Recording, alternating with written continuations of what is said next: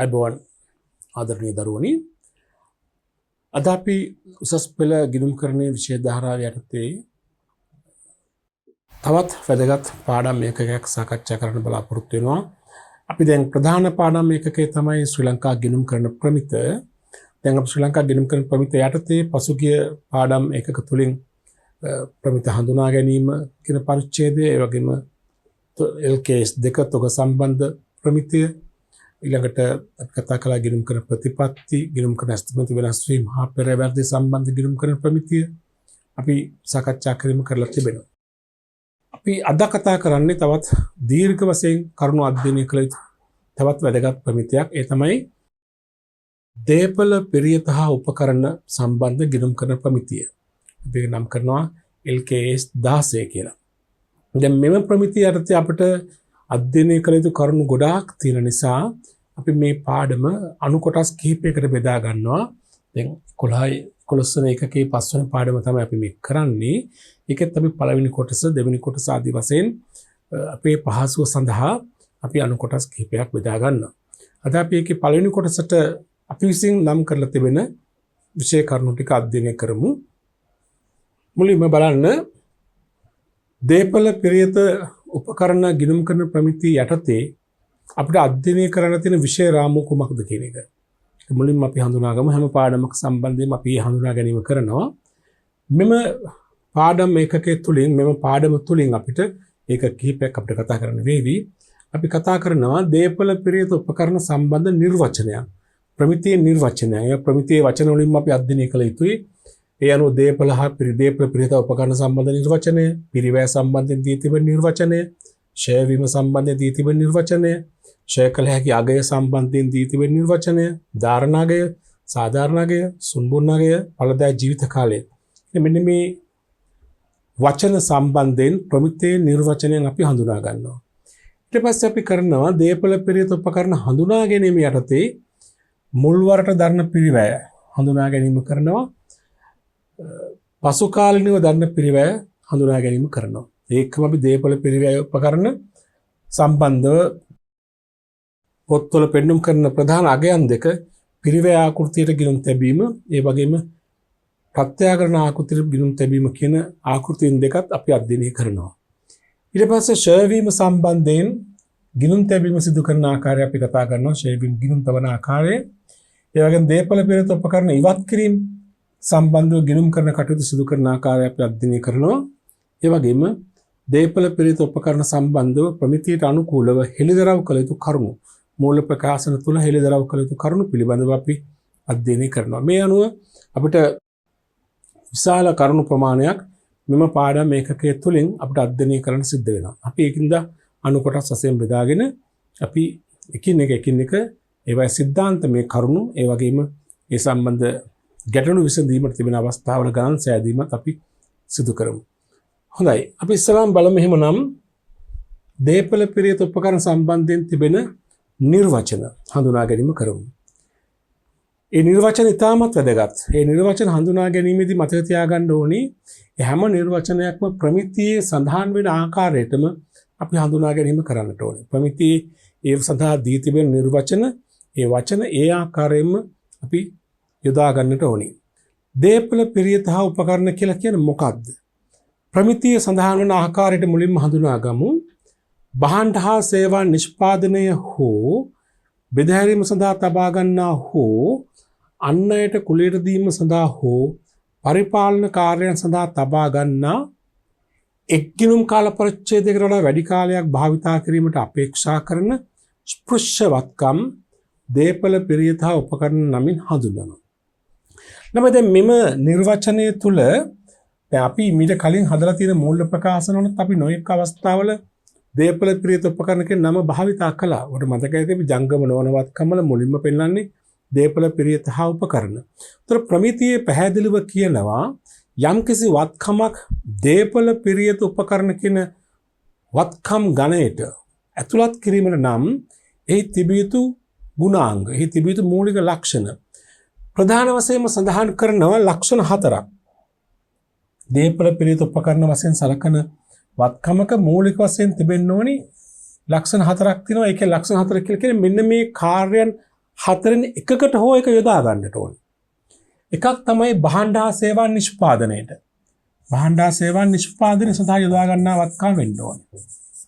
හෝ භාණ්ඩ හා සේවා බෙදාහැරීමේ කටයුතු. බෙදාහැරීමේ කටයුතු සඳහා යොදා ගන්නා වත්කමක් වෙන්න ඕනේ. එහෙමත් නැත්නම් හෝ පරිපාලන කටයුතු පරිපාලනමය කටයුතු යොදා ගන්නා වත්කමක් වෙන්නත් ඕනේ. එහෙමත් නැත්නම් හෝ අන් අයට කුලියට දීමට.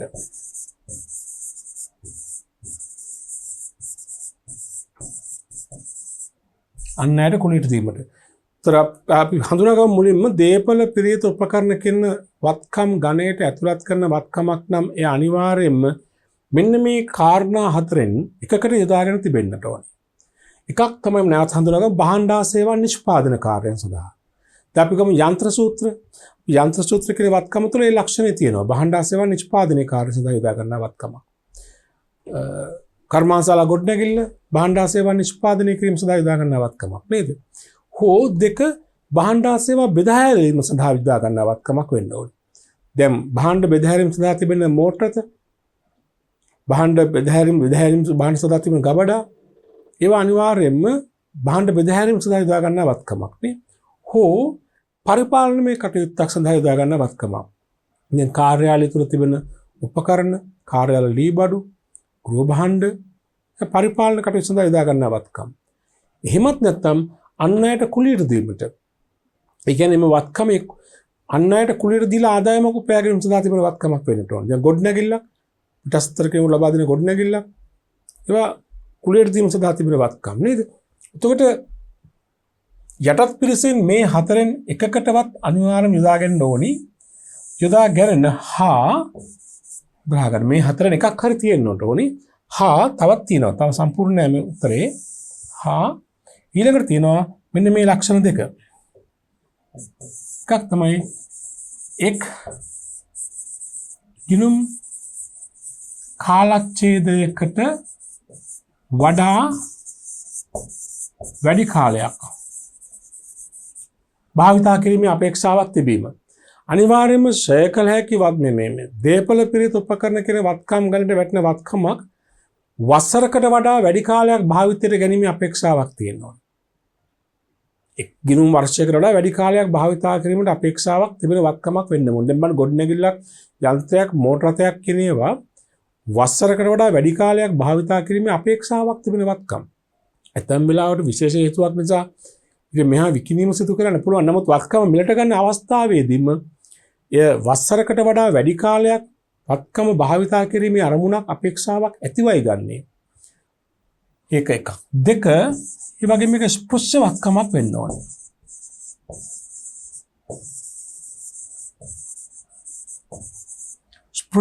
ස්පෘශ්‍ය වත්කමක් කියන්නේ පියවිසින් දැකිය හැකි, කියන භෞතිකව දැකිය හැකි, ස්පර්ශ කළ හැකි වත්කමක් වීම කියන එක.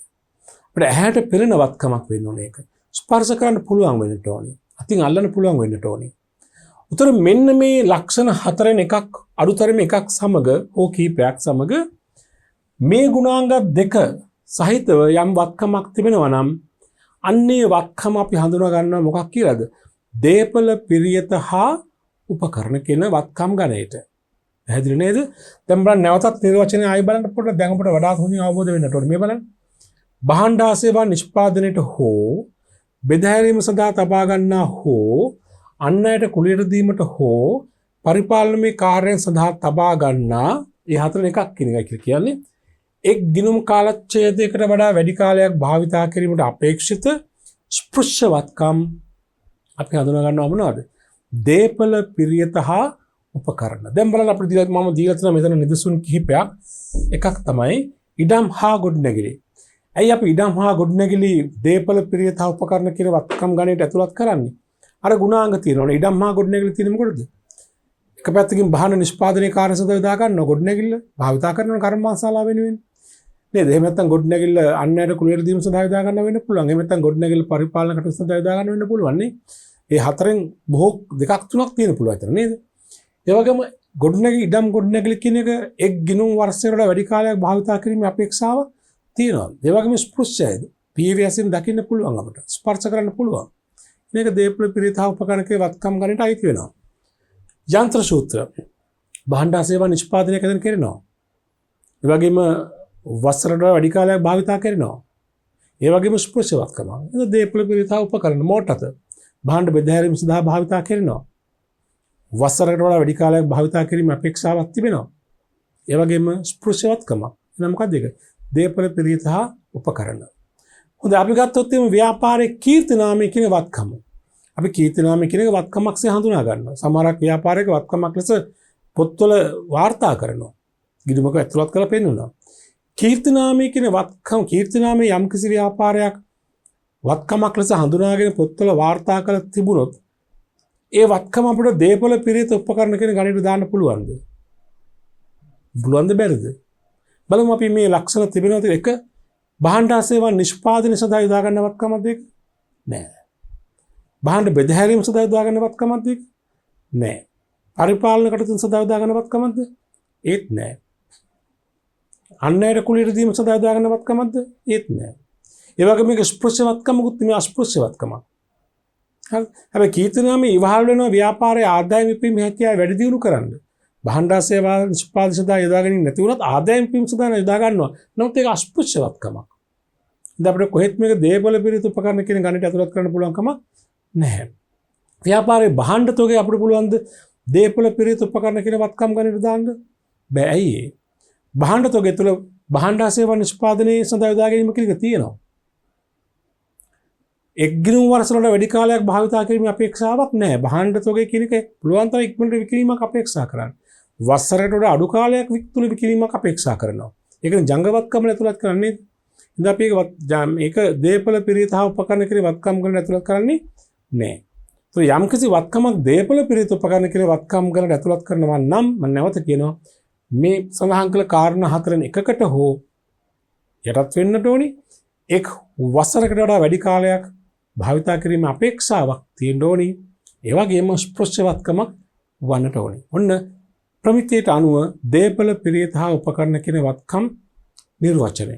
දැන් ওই නිර්වචනය අපිට අදාළ වෙනවා මොකද මේ පාඩම පුරාවටම. මොකද අපි දැන් මේ පාඩමින් ප්‍රමිති නිර්දේශ ගණනාවක් අපි අධ්‍යයනය කරනවා. මේ හැමතැනකම අපි කතා කරන්නේ දේපල පිරිත හා උපකරණ සම්බන්ධව. මේ ප්‍රමිති නම් කරලා තිබෙන්නේ දේපල පිරිත හා උපකරණ සම්බන්ධ ප්‍රමිතිය කියලා. ඒ කියන්නේ දේපල පිරිත හා උපකරණ සම්බන්ධයෙන් ගිණුම් කරන්නේදී අනුගමනය කළ යුතු සියලුම නිර්දේශ මේ ප්‍රමිතිය තුලින් ඉදිරිපත් කර තිබෙනවා. හරි නේද? හොඳයි. මේ පළවෙනි නිර්වචනය. අපි දෙවන නිර්වචනයේට පිරිවැය. දැන් විශේෂයෙන්ම මේ පාඩමේදී අපිට පිරිවැය කියන දේ අපිට හුඟක් තැන්වලදී භාවිතා කරන්න සිද්ධ වෙනවා. දේපල පිරිත උපකරණ නැමැති වාක්‍යමේ පිරිවැය. හුඟක් තැන්වලදී අපිට භාවිතා කරන්න සිද්ධ වෙනවා. ප්‍රමිතියේ පිරිවැය නිර්වචනය කළ තියෙන ආකාරය බලමු. වත්කමක් අත්පත් කරගත් අවස්ථාවේදී හෝ අදාළ වත්කම ඉදිකරන අවස්ථාවේදී ඒ අත්පත් කර ගැනීම වෙනුවෙන් හෝ ඉදිකිරීම වෙනුවෙන් ගෙවන ලද හෝ ගෙවීමට එකඟ වන ලද මුදල් හෝ මුදල් වලට සමාන දෑ හෝ වෙනත් ප්‍රතිෂ්ඨාවක සාධාරණ වටිනාකම පිරිවැය ලෙස හඳුන්වනවා. දැන් මෙතනදී අපි පිරිවැය හඳුනා ගන්නා විට ප්‍රමිතියේ පැහැදිලිවම බොහොම පළල් පරාසයක පිරිවැය නිර්වචනය කරලා තිබෙනවා. අපි දැන් නිර්වචනය කියවනේ. එතෙන්දී සීමා කරලා නැහැ මේ පිරිවැය කියන එක දේපලක් අත්පත් කරගන්න අවස්ථාවේදී දරන පිරිවැය කියන එක එතනට සීමා කරලා නැහැ. පිරිවැයක් උත්පාදනය වෙන්න පුළුවන් දේපලක් අත්පත් කර ගැනීමේදී කියන වත්කමක් අත්පත් කර ගැනීමේදී පිරිවැයක් ජනිත වෙන්න පුළුවන්. ඒ වගේම පිරිවැයක් ජනිත වෙන්න පුළුවන් අනෙක් අවස්ථාව තමයි වත්කමක් ගොඩනැංවීමේදී ඉදි කිරීමේදී. දැන් හිතන්න ව්‍යාපාරයේ ගොඩනැගිල්ල අලුතෙන් ඉදි කරනවා. අනිවාර්යයෙන්ම ඉදි කරන ගොඩනැගිල්ල සම්බන්ධයෙන් පිරිවැයක් ඇති වෙනවා. ඒ නිසා ප්‍රමිතිය පිරිවැය නිර්වචනය කරනකොට පුළුල් පරාසයක් තුළ තමයි නිර්වචනය කරලා තිබෙන්නේ. අත්පත් කරගන්නා වත්කම් වගේම ගොඩනංවන වත්කම්. දැන් ඉදි කිරීම සඳහා වූ වත්කම්. මේ දෙකටම ගැලපෙන ආකාරයට තමයි මේ පිරිවැය නිර්වචනය කරලා තිබෙන්නේ. උතර අත්පත් කරගන්න වත්කමක් හෝ ඉදි කිරීමක් සම්බන්ධයෙන් මුදල් හෝ මුදල් වලට සමාන දෑ වලින්, ඒ කියන්නේ මුදලින් කරන ලද ගෙවීම හෝ මුදල් වලට සමාන දෑ මුදල් වෙන්නම අවශ්‍ය නැහැ. මුදල් වලට සමාන වෙනත් දෑ වලින් කරන ලද ගෙවීමක් හෝ ගෙවීමට එකඟ වන ලද වටිනාකමක් හෝ ඒ වෙනුවෙන් එකඟ වූ සාධාරණ ප්‍රතිෂ්ඨාව කියන්නේ වටිනාකමක් තමයි. සාධාරණ ප්‍රතිෂ්ඨාවක් අපි කියනවා පිරිවැයක් කියලා. දැන් අපි හිතමු අපි යන්ත්‍රයක් මිලට ගන්නවා විකුණුම්කරු සමග එකඟ වෙනවා රුපියල් ලක්ෂ 10කට. අන්න ප්‍රතිෂ්ඨාව. අපි අද ගෙවන රුපියල් ලක්ෂ 6 කියන්නකෝ. ඒතර ගෙවනාගේ විතරක් නෙමෙයි ගෙවූ හෝ ගෙවීමට එකඟ වෙච්ච වටිනාකම. ඒතර පිරිවැය වශයෙන් අපි සලකන්නේ මේ යන්ත්‍රයේ වටිනාකම ලක්ෂ 10 නම් අපි අද ගෙවන ලක්ෂ 6 නම් ලක්ෂ 6 නෙමෙයි ලක්ෂ 10ම. ඒකයි කියන්නේ ගෙවූ හෝ ගෙවීමට එකඟ වන ලද ප්‍රතිෂ්ඨාව තමයි අපි කියන්නේ පිරිවැය කියලා. නැවත බලන්න. වත්කමක් අත්පත් කරගත් අවස්ථාවේදී හෝ අදාළ වත්කම ඉදි කරන අවස්ථාවේදී මම කියන්නේ අත්පත් කර ගැනීමක් හෝ ඉදි කිරීමක් නේ දෙකෙන් එකකට අයිති වෙන්න පුළුවන්. ඒ වෙනුවෙන් ගෙවන ලද හෝ ගෙවීමට එකඟ වන ලද මුදල් හෝ මුදල් වලට සමාන දෑ හෝ වෙනත් ප්‍රතිෂ්ඨාවක සාධාරණ වටිනාකම අපි හඳුන්වන මොකක් කියලාද? පිරිවැය කියලා. ඒතර මේ දේපල පිරියත හා උපකරණ ප්‍රමිතියේදී අපිට මේ පිරිවැය කියන වචනය නොඑක් තැන්වලදී භාවිතා වෙනවා. භාවිතා කරන්න සිද්ධ වෙනවා. ඉතින්දි හැමතැනම මතක තියාගන්න උතර පිරිවැය කියන වචනේ අදහස කුමක්ද කියන එක. ඒ අනුව තමයි පිරිවැය කියන එක අපි හඳුනා ගැනීම කරන්නේ. පැහැදිලිද? හොඳයි. ඒ තමයි පිරිවැය. ඊළඟට ප්‍රමිතියේ නිර්වචනය කරන ඊළඟ වචනේ තමයි ෂය වීම කියන එක. අපි මේක නම් ඊට කලිනුත් අපි හඳුනාගෙන තිබෙනවා. ෂය ගැලපීම අපි මූල ප්‍රකාශ පාඩමේදී ෂය වීම කියන එක සම්බන්ධයෙන් එක්තරා මට්ටමකට අපි අධ්‍යයනය කළා නේද? මොකද ෂය වීම කියලා කියන්නේ? ප්‍රමිතියේ නිර්වචනය කරන්නේ වත්කමක ෂය කළ හැකි අගය එම වත්කමේ ප්‍රයෝජනවත් ජීවිත කාලය පුරා ක්‍රමවත් ලෙස විභජනය කිරීම ෂය වීම ලෙස නිර්වචනය කරයි. වත්කමක ෂය කළ හැකි අගය. මොකද වත්කමක ෂය කළ හැකි අගය කියන්නේ? අපි ඊට පස්සෙත් කතා කරනවා. අපි කලින් දන්නවනේ යම් කිසි වත්කමක පිරිවැයෙන් එම වත්කමේ සුන්බුන් අගය අඩු කළ පසු අගය අපි කියනවා මොකද්ද? වත්කමක ෂය කළ හැකි අගය. දැන් වත්කමේ පිරිවැය රුපියල් ලක්ෂයක් කියලා අපි හිතමු. සුන්බුන් අගය 10000ක් නම් ලක්ෂෙන් 10000 අඩු කළාම කීයද? 90000යි. 90000 තමයි අපි කියන ෂය කළ හැකි වටිනාකම. එම ෂය කළ හැකි වටිනාකම වත්කමේ ඵලදායී ජීවිත කාලය පුරා යම් ක්‍රමවත් පදනමක් අනුව බෙදාහැරීමක් කළහොත්, විභජනය කිරීමක් කළහොත් එම ලැබෙන අගය අපි කියනවා මොකද්ද? ෂය වීම කියලා. අපි හිතමු වත්කමේ පිරිවැය රුපියල් අපි නිකන් දල වශයෙන් හිතමු මෙහෙම. වත්කමක පිරිවැය රුපියල් ලක්ෂයයි සුන්බුන් අගය 10000යි. නේ වත්කමේ ෂය කළ හැකි අගය 90000යි නේද? වත්කමේ ඵලදායී ජීවිත කාලය අපි අවුරුදු 10ක් අස්තමිතු කළා නම් 90000 10න් බෙදුවාම උත්තරේ කීයද? 9000යි. මේක තමයි ෂය වීම කියන්නේ. දැන් මෙතින්ද අපි මේ සරල මාර්ග ක්‍රමයට වත්කම ෂය කරලා තියෙනවා. එහෙම තමයි 90000 මුල් අවුරුදු වල වැඩියෙන් පසු අවුරුදු අඩුවෙන් එන විදිහට ෂය කරොත් හීනෝන ෂය ක්‍රමයට. කොහොම නමුත් මේ වත්කමේ ෂය කළ හැකි අගය තමයි ජීවිත කාලය පුරාවට යම් ක්‍රමවත් පදනමකට අනුව බෙදාහැරෙන්නේ. ඒ බෙදාහැරීමෙන් පස්සේ ලැබෙන අගයට අපි කියනවා මොකද්ද? ෂය වීම කියලා. පැහැදිලි නේද? ෂය අගය. ඊළඟට නිර්වචනය කරනවා අපි දැන් කතා කරපු දේ ෂය කළ හැකි අගය. ෂය කළ හැකි අගය අපි හඳුනා ගන්නකොට ප්‍රමිතිය අනුව නම් මෙහෙමයි කියන්නේ වත්කමක පිරිවැය හෝ පිරිවැය වෙනුවට හඳුනාගෙන ඇති හෝ ආදේශ කර ඇති අගයන්ගෙන් එහි අවශේෂ වටිනාකම නොහොත් සුන්බුන් අගය අඩු කළ පසු අගයයි. මෙතෙන්දී ප්‍රමිතිය වග බලා ගන්නවා වත්කමේ ෂය කළ හැකි අගය ගණනය කරනකොට පුළුල් නිර්වචනයක් ඉදිරිපත් කරන්න. වත්කමක පිරිවැය හෝ පිරිවැය වෙනුවට ආදේශ කර ඇති අගය. අපි ඕනෑම වත්කමක් මුල්වරට පොත්වල වාර්තා කරන්නේ පිරිවැයට. ඒක පැහැදිලි. නමුත් පසුකාලීනව වත්කම් වල පිරිවැය වෙනුවට ආදේශ කරන අගයන් තිබෙනවා. හොඳ උදාහරණයක් වත්කම් ප්‍රත්‍යාගරණය. කාලයක් යනකොට වත්කම් වල අගය නැවත ප්‍රත්‍යාගරණය කරනවා. අපි ප්‍රත්‍යාගරණය මේ පාඩම තුලින් අපි අධ්‍යයනය කරනවා දෙවෙනි කොටස තුල. එතකොට වත්කමක් යම් දවසක ප්‍රත්‍යාගරණය කළා නම් එතනින් පස්සේ වත්කමේ අගය වෙන්නේ ප්‍රත්‍යාගරණය. උතර ෂය කළ හැකි අගය ගන්නකොට පිරිවැය තිබෙන අවස්ථාවක පිරිවැය ගන්න ඕනි. පිරිවැය වෙනුවට තියෙන ආදේශයක් ප්‍රත්‍යාගරණයක් වගේ ආදේශ කරලා තිබෙනවා නම් ඒ අගය ගන්න ඕනි. ඒ අගයෙන් එම වත්කමේ සුන්බුන් අගය නැත්නම් අවශේෂ අගය අඩු කළායින් පස්සේ ලැබෙන අගය තමයි අපි කියන්නේ මොකද්ද? ෂය කළ හැකි අගය කියලා. तो ෂය කළ හැකියගේ සමාන කර තියෙන සමීකරණයක ආදාය පිරිවැය හෝ ප්‍රත්‍යාඝාත නාගයේ ඍණ සුන්බුන් නාගය. අපි සාමාන්‍ය කතාවට කියන්නේ පිරිවැය සුන්බුන් නාගය අඩු කරනවා කියලා. නමුත් සමහරක් අවස්ථාවල පිරිවැය වෙනුවට වෙනත් අගයක් ආදේශ කර තිබෙනවා නම් පිරිවැයට ඒ කියන්නේ ප්‍රත්‍යාඝාත නාගයක් තිබෙනවා නම් ප්‍රත්‍යාඝාත නාගයෙන් තමයි සුන්බුන් නාගය අඩු කරන්න ඕනේ. අපි වත්කමේ පිරිවැය රුපියල් ලක්ෂයයි අවුරුදු 5කට පස්සේ වත්කම් ප්‍රත්‍යාඝාතනය කරනවා රුපියල් ලක්ෂ 5කට.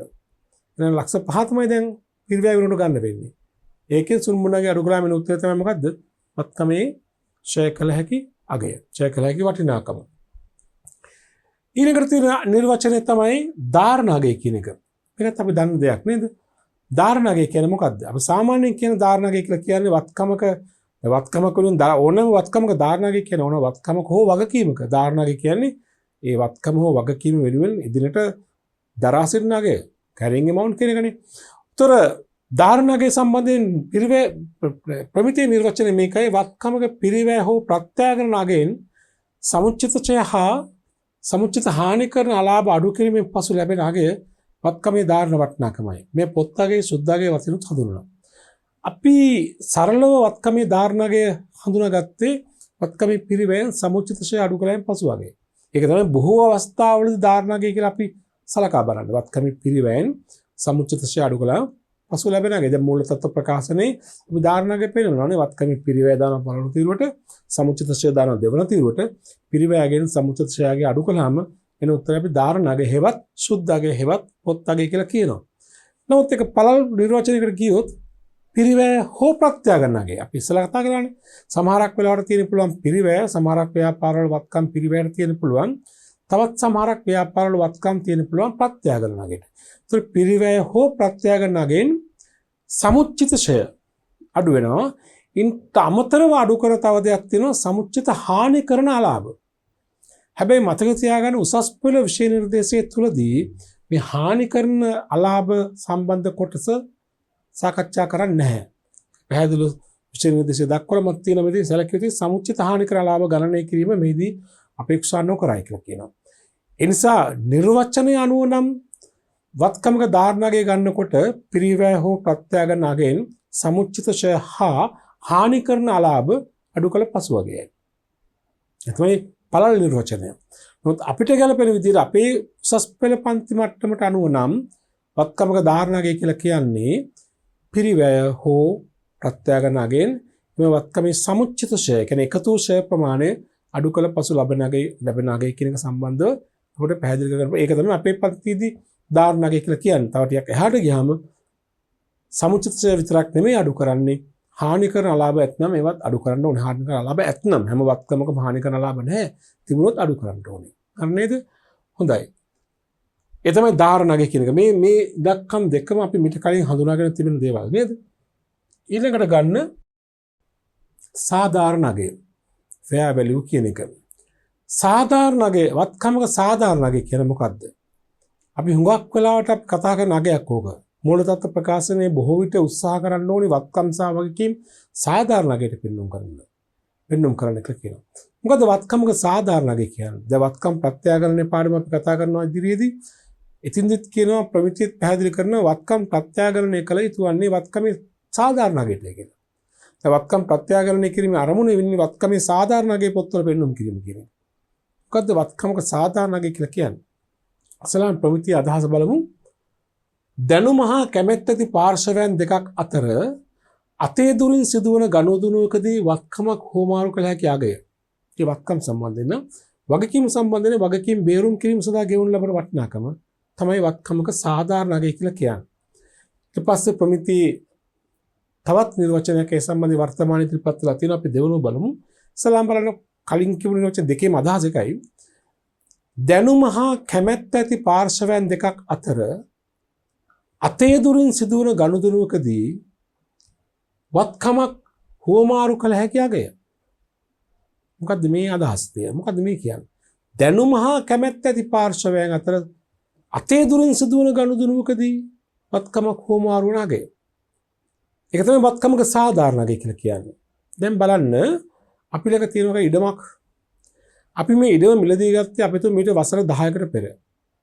වසර 10කට පෙර ඉඩම අපි මිලදී ගත්ත කිව්ව රුපියල් ලක්ෂ 10කට. නමුත් ඔබ හොඳ ආකාරව දන්නවා මේ මුදලයාගේ වෙනස් වීමත් එක්ක අද ඔය ඉඩමේ වටිනාකම ලක්ෂ 10 නෙවෙයි. බොහෝ විට වැඩිවීමක් වෙලා තියෙන පුළුවන්. හරි.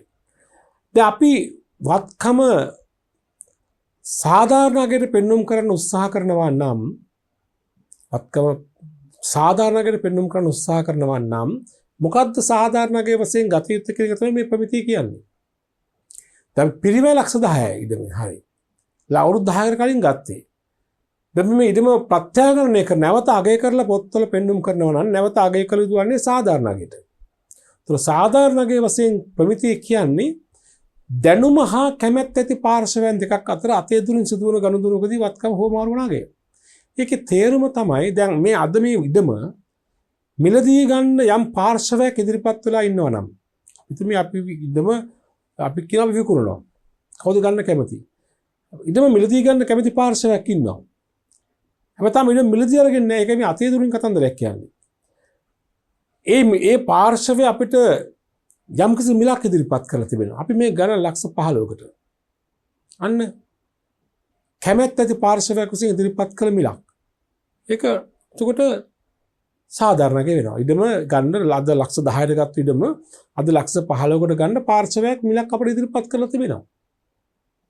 එක් දැනුම හා කැමැත්ත ඇති පාර්ශවයන්නේ අපිට එහෙම කෙනෙක් මිලක් ඉදිරිපත් කරන්නේ නැහැ.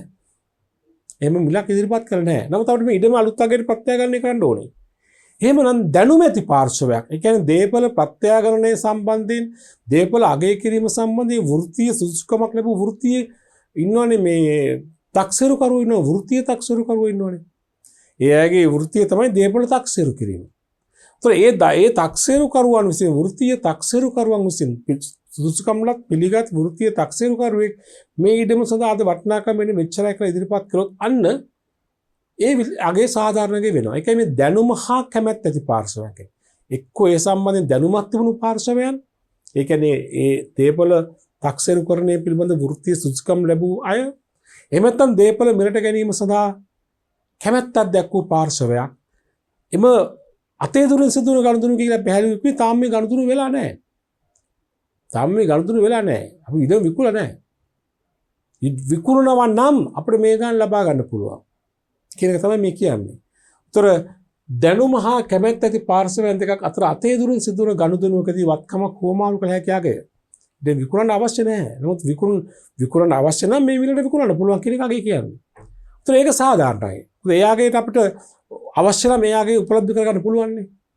දැන් අපි ලක්ෂ 10ක වටිනාකමක් තියෙන ඉඩමක් ලක්ෂ 15යි කෙනෙක් ඉල්ලන්නේ අපි ලක්ෂ 60කට විතර තක්සේරකෝත් වටිනාක ඒක මේ අපි කියනවා යථාර්ථවාදී නැහැ නේද?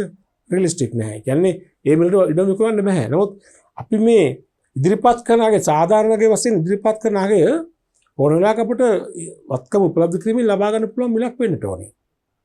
හරිද? හොඳයි. සාධාරණකයේ සම්බන්ධයෙන් මෙහෙමත් වර්තමානයේදී නිර්වචනයක් තිබෙනවා. වෙළඳපොළ සහභාගී වන්නන් අතර සිදුවන විධිමත් ගනුදෙනුවකදී අදාළ ගිණුම් කරන දිනට වත්කමක් විකිණීම සඳහා ලැබිය හැකි හෝ බැරකමක් සම්බන්ධයෙන් බැරකම මාරු කිරීම සඳහා ගෙවිය යුතු වන මිල සාධාරණකේ. අර අදහසම තමයි. ඒ කියන්නේ වෙළඳපොළ සහභාගී වන්නන් අතර ඒ කියන්නේ වෙළඳපොළේ සිදුවන ගනුදෙනුකරුවන් වෘත්තීය තක්සේරුකරුවන් අතර වෙන්න පුළුවන්. ඒ අතර විධිමත් ගනුදෙනුවකදී කියන්නේ මෙන්න ආවට ගියාර නෙමෙයි. ආවට ගියාර ඉදිරිපත් කරන මිලක් නෙමෙයි. ඒක විධිමත් ලෙස එක්කෝ වෘත්තීය තක්සේරුකරු විසින් අගය කිරීමක් කළා නැත්නම් ගනුදෙනුකරුවෙක් සැබෑවටම ඉදිරිපත් කරන මිලක් ගිණුම් කර දිනට ඒ වත්කම විකිණීම තුලින් ලබාගත හැකි අය අපේක්ෂා කරන මිල.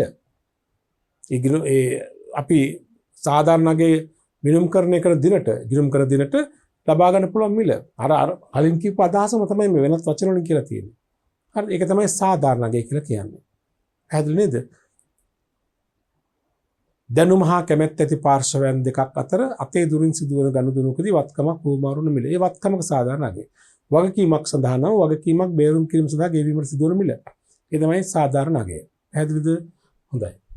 ඊළඟට තියෙනවා අවශේෂ වටිනාකම හේවත් සුන්බුන්නගේ.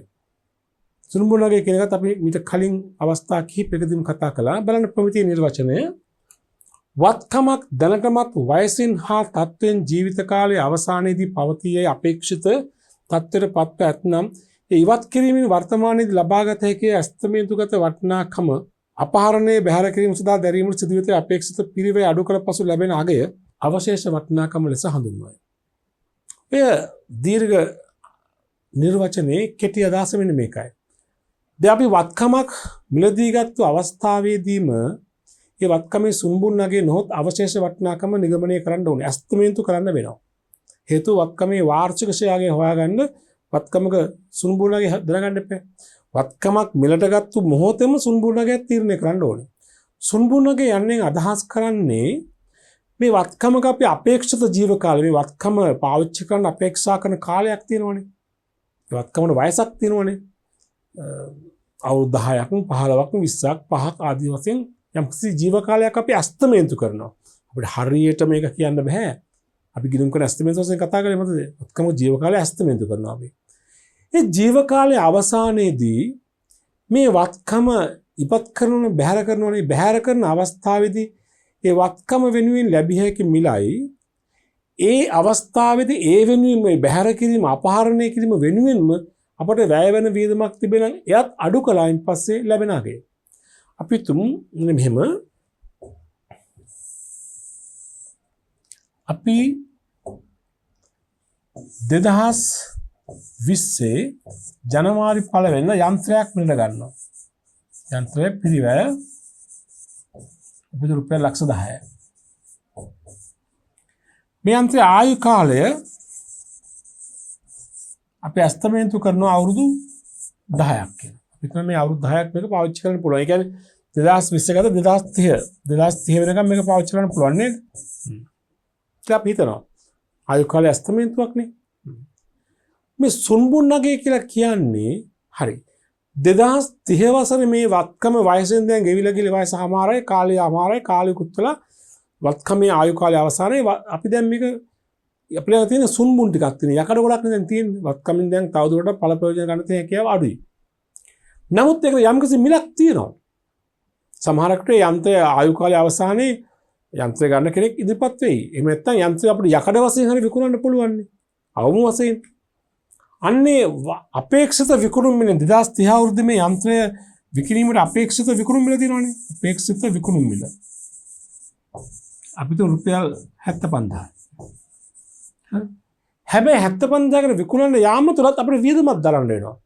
සමහර මේ යන්ත්‍රය අපේ කර්මාන්තශාලාවෙන් ගලවලා ඉවත් කරන්න වෙයි. අන්න අපහරණය කිරීමේ වියදමක් යනවා. එමෙත එවැනි විශේෂ ප්‍රචාරක වියදමක් දරන්න වෙයි.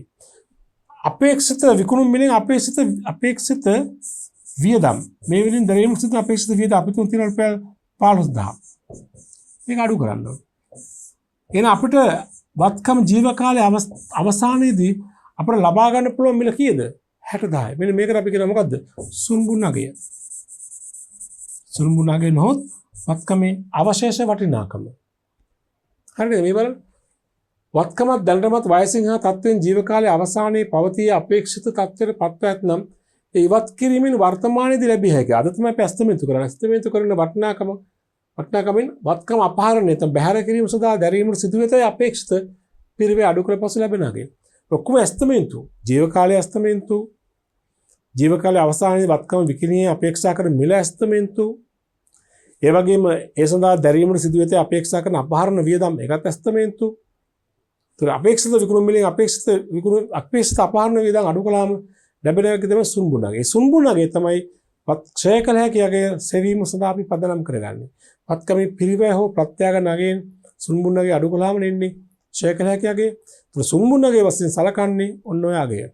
පැහැදිලි නේද? මේ ප්‍රමිතිය නිර්වචනය. හොඳයි. ඊළඟට තියෙන නිර්වචනය තමයි අපි හඳුනා ගන්න ඊළඟ නිර්වචනය තමයි වත්කමක ඵලදායී ජීවිත කාලය. එහෙම නැත්නම් ප්‍රයෝජනවත් ජීවිත කාලය. අපි මේකත් වරින් වර අපි කතා බහ කළා. ප්‍රයෝජනවත් ජීවිත කාලය හේවත් ඵලදායී ජීවිත කාලය කියලා අදහස් කරන්නේ මොකද්ද? මම ඉස්සර නිර්වචනය කියන්නම්. ආයතනයක විසින් වත්කමක් නියමිත තත්ත්වයෙන් භාවිතා කිරීමට අපේක්ෂා කරන කාලය හෝ වත්කමෙන් ලබා ගැනීමට අපේක්ෂා කරන නිමැවුම් ඒකක ප්‍රමාණය වත්කමේ ආයු කාලය ලෙස හඳුන්වනවා. ඒ කියන්නේ ළමයි වත්කමෙන් අපේක්ෂා කරන ප්‍රයෝජනය ලබා ගැනීමට අපි අපේක්ෂා කරන කාලය වත්කමෙන් බලාපොරොත්තු වන ප්‍රයෝජන ලබා ගැනීමට අපේක්ෂා කරන කාලය අපි කියන වත්කමේ ඵලදායී ජීවිත කාලය ප්‍රයෝජනවත් ජීවිත කාලය හෝ වත්කමෙන් අපේක්ෂා කරන නිමවුම් ඒකක සංඛ්‍යාව ලබා ගැනීමට ගත වන කාලය. දැන් සමහරක් වත්කම් අපිට අවුරුදු වශයෙන් ඵලදායී ජීවිත කාලය කියන්න පුළුවන්. සමහරක් ඒවා ඵලදායී ජීවිත කාලය අපිට දෙන්නේ ඒකක වලින්, නිමවුම් ඒකක වලින්. දැන් විදුලි බුබුලක් ගත්තොත් කියනවා මේක පැය 10ක් පැය 10ක් මේ පාවිච්චි කරන්න පුළුවන්. අපි මේ ෆොටෝකොපි කරන මැෂින් එකක් නේ ඡායාපිටපත් කරන මැෂින් මේක පිටපත් දසලක්ෂයක් සඳහා ලබා ගන්න පුළුවන්. හරි. අන්න ඒකයි. එක්කෝ අවුරුදු ගණන වත්කම වත්කම ප්‍රයෝජන ගන්න වත්කම බලාපොරොත්තු වන ප්‍රයෝජන ලබා ගැනීමට අපේක්ෂා කරන කාලය අවුරුදු වලින් එමෙත ඒකක වලින්. ඒ වත්කමෙන් ලබාගත හැකි ඒකක සංඛ්‍යාව තුනත් ඵලදායී ජීවිත කාලයක අවුරුදු වලට පෙරලා ගන්න පුළුවන්. අපි තුන් වත්කමෙන් ලබා ගන්න පුළුවන් ඒකක සංඛ්‍යාව ඒකක අපි තුන් 10000 කියනකො. යන්ත්‍රයේ ඒකක 10000ක් දක්වා ගන්න පුළුවන්. ඉතින් ඔක අවුරුදු වලට පෙරලා කොහොමද? අපි දල වශයෙන් බලමු අවුරුද්දකට කීක කීය ගන්න. අපි අවුරුද්දකට වසරට ඒකක 2000ක් ගන්නවා නම් 10000ක් 2000න් බෙදුවම නම් 10 බා ලබා ගන්න අවුරුදු කීයක් යනවද? 5යි. එහෙනම් අපි කියන වත්කමේ ජීවිත කාලය අවුරුදු 5යි කියලා. ඒකක වලින් දුන්නාම අපි වසරේ පරිභෝජනය බලලා අපිට යනවා අවුරුදු ගාන හදා ගන්න පුළුවන්. හරි. කොහොම නමුත් වත්කමක ප්‍රයෝජනවත් ජීවිත කාලය තමයි වත්කමේ ඵලදායී ජීවිත කාලය කියලා කියන්නේ. නේද? හොඳයි. දැන් ඊළඟට ළමයි මේ වත්කමක ඵලදායී ජීවිත කාලයත් ඇස්තමේන්තුවක්. මේ ඇස්තමේන්තු මං කියවනේ ගිනුම් කරන්නේදී අපිට 100%ක්ම හැම වෙලාවෙම සත්‍ය සංඛ්‍යා පදනම් කරගන්න බෑ කියලා. ඇතම් සංඛ්‍යා අපිට ඇස්තමේන්තු කරන්න වෙනවා. වත්කමක ෂෙයා වටිනාකම ගණන වත්කමේ ඵලදායී ජීවිත කාලය ඇස්තමේන්තු කරන්න වෙනවා. දැන් ඵලදායී ජීවිත කාලෙත් නිකම් ආවට ගියාට ඇස්තමේන්තු කරන්න බෑ. මේ වත්කම දිහා බලලා ඔහොම ආයු කාලය කියන්න බෑ. ඒකත් ජීවිත කාලය ඇස්තමේන්තු කිරීම සඳහා අපි යම්කිසි පදනමක් ඇති කරගන්න ඕනේ. ජීවිත කාලය ඇස්තමේන්තු කිරීම සලකා බැලුව යුතු සාධක කිහිපයක් පිළිබඳව ප්‍රමිතිය සඳහන් කරනවා. ප්‍රමිතිය කියනවා යම්කිසි වත්කමක ජීව කාලය ඇස්තමේන්තු කරනකොට මෙන්න මේ කරුණු කියලා සැලකිලි ගන්න. ඒ අනුව ජීවිත කාලය ඇස්තමේන්තු කිරීමට මඟ පෙන්වීමක් ප්‍රමිතිය කරනවා. වත්කමක ඵලදායී ජීවිත කාලය තීරණය කරන සාධක එකක් තමයි ආයතනයේ අපේක්ෂිත භාවිත මට්ටම. ඒ කියන්නේ සාමාන්‍යයෙන් එකකින් අදහස් කරන්නේ වත්කම වසරකට අපි ගිණුම්ක වර්ෂයක් සඳහන් ෂය ගණනය කරන්නේ වසරක් වගේ කාලයක් තුලදී මේ වත්කම කොයිතරම් ප්‍රමාණයක් භාවිතයට ගන්නවද? මොකද මේ භාවිතයට ගන්නා ප්‍රමාණය අනුව වත්කමේ ජීවිත කාලය රඳා පවතිනවා. වත්කම වැඩි ප්‍රමාණයක් වසරකදී භාවිතා කරනවා නම් ජීව කාලය අඩුවෙන් තක්සේරු කරන්න ඕනේ. වත්කම වසරකට භාවිත කරන ප්‍රමාණය අඩු නම් ජීව කාලය වැඩියෙන් තක්සේරු කරන්න ඕනේ. අපි තුන් යන්ත්‍රයක් කියමු නිකන් හිතන්නකෝ. ඒතර යන්ත්‍රය අපි යන්ත්‍රයෙන් ලබා ගන්න පුළුවන් ඒකක සංඛ්‍යාව ලක්ෂයකට අපි තුන් නිෂ්පාදන සමාගම කියනවා මේක ඒකක ලක්ෂයක් ලබා ගන්න පුළුවන්. දැන් අපි අවුරුදු වලට පෙරලා ගන්න බෑ. හොඳට බලන්න අවුරුද්දකට අපි කොච්චර ඒකක සංඛ්‍යාවක් නිපදවනවද? අවුරුද්දකට එකක 2000ක් නිපදවනවා නම් අවුරුද්දකට එක 20000ක් නිපදවනවා නම් ලක්ෂය ලබා ගන්න අවුරුදු කීයක් යනවද? 5ක් යනවා. ජීවිත කාලය අවුරුදු 5යි එතකොටනේ. ආයු කාලයත් අපි බලනකොට මේ භාවිත කරන මට්ටම බැලුවනේ වසරකට එකක 10000ක් නම් අපිට ලබා ගන්නේ ලක්ෂ ලබා ගන්න අවුරුදු කීයක් ජීව කාලය තීරණය කරන අවුරුදු 10ක්. ඒ වගේ යන්ත්‍ර විතරක් නෙමෙයි ඕනෑම වත්කමක භාවිත මට්ටම බලන්න ඕනේ. වාහනයක් වුණත් එමයයි. අවුරුදුකට කොයිතරම් ප්‍රමාණයක් ධාවනය කරනවද? වැඩි ප්‍රමාණයක් ධාවනය වෙනවා කියන්නේ වත්කම ආයු කාලය අඩු වෙනවා එතකොට. අඩු ප්‍රමාණයක් නම් ධාවනය වෙන්නේ ආයු කාලය වැඩි වෙනවා. ඉතින් භාවිත කරන මට්ටම ප්‍රබලම සාධකයක් වත්කමක ආයු කාලය තීරණය කරනකොට. භාවිත මට්ටමේ වසරක් ඇතුළතදී වසරක් වර්ෂයක් තුළදී කොයිතරම් ප්‍රමාණයකට වත්කම ප්‍රයෝජනට ගන්නවද භාවිත කරනවද? වැඩියෙන් භාවිත කරනවා කියන්නේ ආයු කාලය අඩුවෙන් තක්සේරු කරන්න ඕනේ. අඩුවෙන් භාවිත කරනවා කියන්නේ වසරකට ආයු කාලය වැඩියෙන් තක්සේරු කරන්න ඕනේ. එක සාධකයක්. දෙක අපේක්ෂිත භෞතික වැහිරී යාම හෝ ගෙවී යාම. දැන් වත්කමක ආයු කාලය තීරණය කරනකොට බලන්න ඕනේ වත්කම ගෙවී යාමට තියෙන ඉඩකඩ. වත්කම කියන්නේ වත්කම බැහැරී යාමට තියෙන ඉඩකඩ. අබලන් වීමට තියෙන ඉඩකඩ. ඒ කියන්නේ වත්කම යොදා ගන්නා කාර්ය ස්වභාවය අනුව මේක තීරණය වෙනවා. දැන් මම සරල උදාහරණයක් ඔබට පෙන්නුවොත් A හා B බස් රථ දෙකක් මිලදී ගන්නවා. ඒත් බස් රථයක් මිලදී ගන්නවා Bත් බස් රථයක් මිලදී ගන්නවා. දෙන්නම ගන්න එකම වර්ගයේ බස් රථ දෙකක්. හැබැයි A තමන්ගේ බස් රථය යොදවන්නේ පොදු මගී සේවාවන් සඳහා. පොදු මගී ප්‍රවාහන සේවාවන් සඳහා. ඒ කියන්නේ ඒගේ බස් රථය ගමන් කරන රටේ මහ ජනතාව. B තමන්ගේ බස් රථය යොදාගන්නේ විශේෂ සංචාරක ගමන සඳහා. දැන් බලන්න යොදා ගන්න කාර්යයන් දෙකේ ස්වභාවය වෙනස් නේද? ඒ වගේම බස් රථයේ අබලන් වීමේ හැකියාව දැන් වැඩි අඩුයි කොහොමද? ඒකේ බස් රථයේ අබලන් වීමේ හැකියාව, වැහැරීමේ හැකියාව වැඩි. ඒකේ ගමන් කරන්නේ පොදු ජනතාව, පොදු මහ ජනතාව. ඒතර ඒ අය ගමන් කරනකොට බස් රථයේ විශාල ප්‍රමාණයක් බස් රථයේ පටවන් යනවා. ඒගොල්ලෝ උගක්කට බස් රථයට හානි කරනවා නේද? ඒ අනුව බස් රථයේ අබලන් වීමේ හැකියාව වැඩි. ආයු කාලය අඩු වෙනවා. විශේෂ සංචාරයන් සඳහා පමණක් යොදා ගන්න බස් රථය අර වගේ නෙමෙයි. දවසකට ධාවන ප්‍රමාණයත් අඩුයි. අර වඩා පරිස්සමට ධාවනය වෙනවා. නඩත්තු හොඳට කරනවා. ඒ නිසා එතෙන්දී වත්කම වැහැරී යාම, ගෙවී යාම තියෙන කඩ අඩුයි. අපි ඒවත් සලකා බලන්න ඕනේ. වත්කමේ ආයු කාලය තීරණය කරන වත්කම ගෙවී යාමට වැහැරී යාමට තියෙන ඉඩකඩ වැඩි නම් ආයු කාලය අඩු කරන්න ඕනේ. ඊළඟට දැන් මෙතෙන්දී මේ දෙවෙනි කාරණේටම වත්කමේ නඩත්තුවත් අයිති වෙනවා. වත්කම හොඳට නඩත්තු කරනවා නම්, වත්කමේ නඩත්තු හොඳට කරනවා නම් ආයු කාලය වැඩි කරන්න පුළුවන්. වත්කමේ නඩත්තුව ක්‍රමවත්ව විධිමත්ව සිද්ධ වෙන්නේ නැත්නම් ආයු කාලය අඩුයි. ඒක වෙනම සාධකයක් වශයෙන් කියන්න පුළුවන්, මේකම සම්බන්ධ කියලා කියන්න පුළුවන්. මොකද ඒ වැහැරී යාම, ගෙවී යාම තීරණය වෙන එක සාධකයක් තමයි වත්කමේ නඩත්තුව. හොඳින් වත්කම නඩත්තු කරනවා නම් යන්ත්‍රය හෝ වාහනය හෝ කුමන හෝ වත්කම, ඒකේ වත්කමේ ආයු කාලය වැඩි වෙනවා. හරි. හොඳයි. ඊළඟට වත්කම ශනිකව සිදුවන යල්පැනීම. වත්කම යල්පැනීමට ඉඩකඩ වැඩි නම්, වත්කමේ මෝස්තරය විලාසිතාව ඉක්මනටම යල්පැනීමක්, තාක්ෂණය ඉක්මනට යල්පැනිනවා නම් වත්කමේ ආයු කාලය අඩු වෙනවා. දැන් අපිට උදාහරණ වශයෙන් කියනකොට දැන් පරිගණක යන්ත්‍ර. පරිගණක යන්ත්‍ර හඳුන්වා දුන් මුල් කාලේදී ආයු කාලය අවුරුදු 10ක් විතර තිබුණා. ඊට පස්සේ අවුරුදු 5ට අඩු කළා. දැන් අවුරුදු 3ට අඩු කරලා තියෙනවා. සමහරකට 3ත් වැඩි කියලා කියනවා. ඒකට හේතුව තාක්ෂණික යල්පැනීම. ඒවායේ තාක්ෂණය ඉතා වේගයෙන් යල්පයිනවා. ඒකට වත්කමේ ආයු කාලය අඩු කරන්න වෙනවා. පරිගණක, ඒ වගේම අපි කියන ජංගම දුරකථන යන්ත්‍ර, ඒ වගේ දේවල් ඉක්මනට යල්පයිනවා. යල්පයිනවත් එක්ක ආයු කාලය අඩු වෙනවා. ඒක වත්කම පාවිච්චි කරලා පුළුවන් වුණාට ඒක තාක්ෂණය යල්පැනලා තියෙනවා නේද? ඒවත් සලකා බලන්න වත්කමක ආයු කාලය තීරණය කරනකොට. ඊළඟ නෛතික සීමාවන්. දැන් සමහරක් වත්කම වල අපිට නෛතික සීමාවන් තියෙනවා. දැන් අපි දේපලක් බද්දර නම් ගත්තේ අවුරුදු 10කට. එතෙන්දී අපිට අවුරුදු 10ට වත්කමේ ජීව කාලය අස්තමේන්තු කරන්න බෑ. නීතිමය සීමාවක් තියෙනවා නේ. කල්බදු දේපල වල නීතිමය සීමාවක් උතර තියෙනවනේ. ඒ නිසා එතකොට අපිට වෙන කතන්දර බෑ. කිවිසුමේ තිබෙන සීමාව තමයි ආයු කාලය වෙන්නේ. ඒවත් අපි සලකා බලන්න ඕනේ. මේ තියෙන වත්කමක ආයු කාලය තීරණය කිරීමේදී සැලකිලිට ගත යුතු සාධක. මේ ඔස්සේ කියලා තමයි ආයු කාලය අස්තමේන්තු කරන්න ඕනේ. පැහැදිලිද? හොඳයි. ඊළඟට බලන්න දැන් අපි මෙතෙක් වෙලා අපි කතා කළා නේද? මෙතෙක් වෙලා අපි කතා කළේ LKS 16ට අනුව දේපල පිරියතා උපකරණ කියන ප්‍රමිතියට අනුව නිර්වචන. මුලින්ම තියෙන නිර්වචන හඳුනා ගැනීමනේ. අපි දැන් එක් එක් නිර්වචනේ හඳුනා ගැනීම කළා.